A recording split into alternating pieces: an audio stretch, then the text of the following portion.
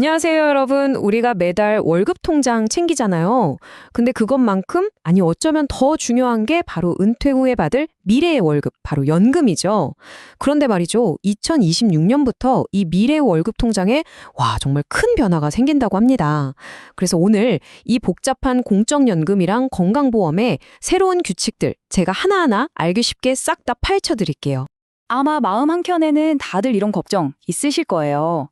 아니, 내가 평생 낸 돈인데 나중에 제대로 다 돌려받을 수 있는 거 맞아?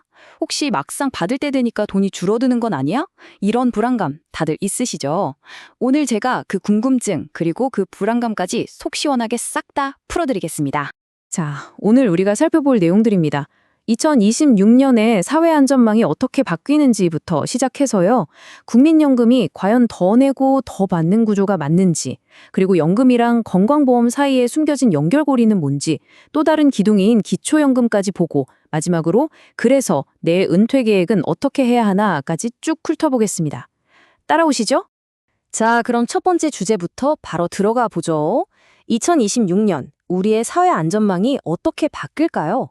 최근에 정부가 발표한 내용이 있는데 이게 우리 미래 월급하고 병원비에 직접적인 영향을 준다고 해요. 한번 자세히 들여다보겠습니다. 네, 역시 가장 중요한 건 바로 국민연금 얘기겠죠. 정말 더 내고 더 받게 되는 걸까요?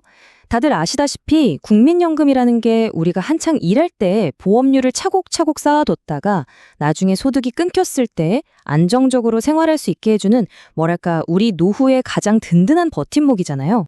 가장 큰 변화, 바로 이겁니다. 보험료율이요.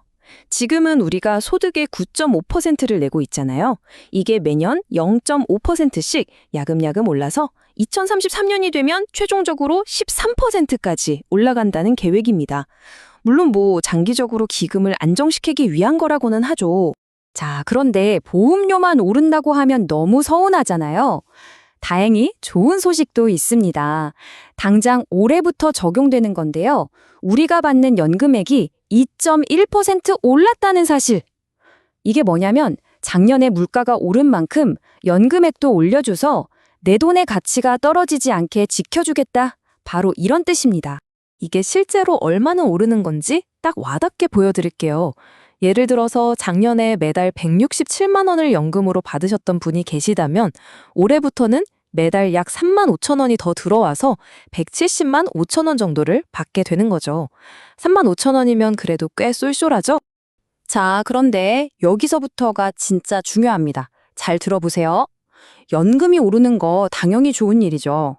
근데요, 이것 때문에 오히려 매달 내 주머니에서 나가는 돈이 더 늘어날 수도 있다는 거 혹시 알고 계셨어요? 바로 연금하고 건강보험 사이에 숨겨진 아주 무서운 연결고리가 있거든요.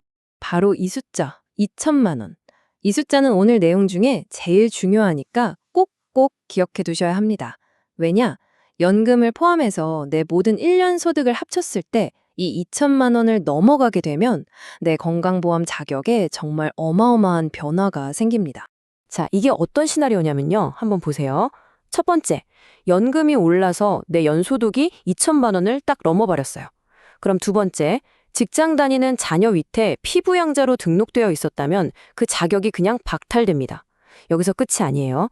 세 번째, 나만 그런 게 아니라 소득이 없는 내 배우자까지 둘 다 같이 자격을 잃게 됩니다. 그리고 마지막 단계는 두 분 모두 지역가입자가 되어서 이제 매달 꼬박꼬박 내 손으로 건강보험료를 내야 하는 그런 상황이 펼쳐지는 거죠. 아니 근데 지역가입자로 바뀌는 게 그리 대수냐고요? 이게 왜 중요하냐면요. 보험료를 계산하는 방식 자체가 완전히 180도 달라지기 때문이에요. 보세요. 직장가입자는 그냥 딱 월급 기준으로만 보험료를 내잖아요. 근데 지역가입자는 그게 아닙니다. 월 소득은 기본이고요. 내가 가진 집, 자동차 같은 재산까지 싹 다 점수로 환산해서 보험료를 매겨요. 그리고 이때 내가 받는 연금액의 절반, 그러니까 50%가 소득으로 잡히게 됩니다. 무섭죠? 자, 그래서 아까 그분 기억나시죠? 연금이 올라서 이제 매달 170만 원 정도 받게 되신 분. 만약 이분이 피부양자 자격을 잃게 되잖아요? 그럼 다른 소득이나 재산이 하나도 없다고 쳐도 매달 약 6만 원이라는 건강보험료를 새로 내야 할 수도 있다는 계산이 나옵니다. 연금 3만 5천 원 올랐는데 건보료로 6만 원이 나가게 되는 거죠.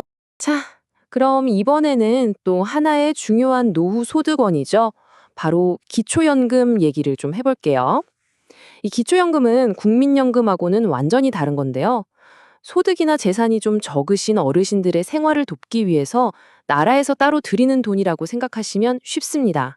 기초연금을 받느냐 못 받느냐 이걸 결정하는 아주 중요한 기준이 바로 소득 인정액이라는 건데요. 용어는 좀 어려워 보이지만 별거 아니에요.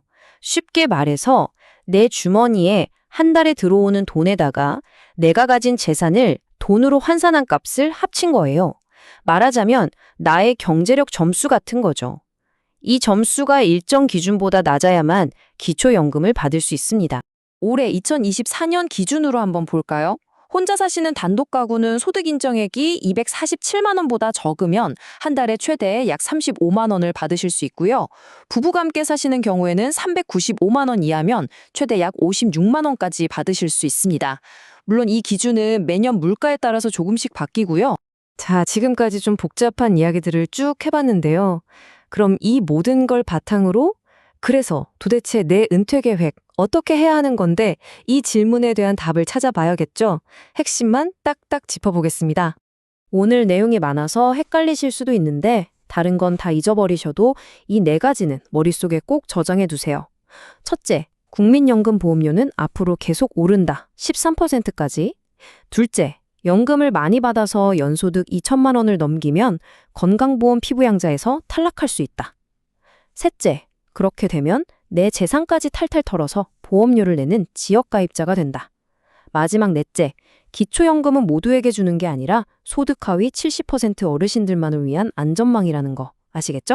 이 분석 자료에서 나온 아주 중요한 한마디입니다. 연금 수급자뿐 아니라 가입자 모두가 장기적인 관점에서 노후연금을 점검하고 현명하게 계획해야 한다. 이게 무슨 말이냐면요. 이런 변화들이 그냥 은퇴를 코앞에 둔 분들만의 얘기가 아니라는 거예요.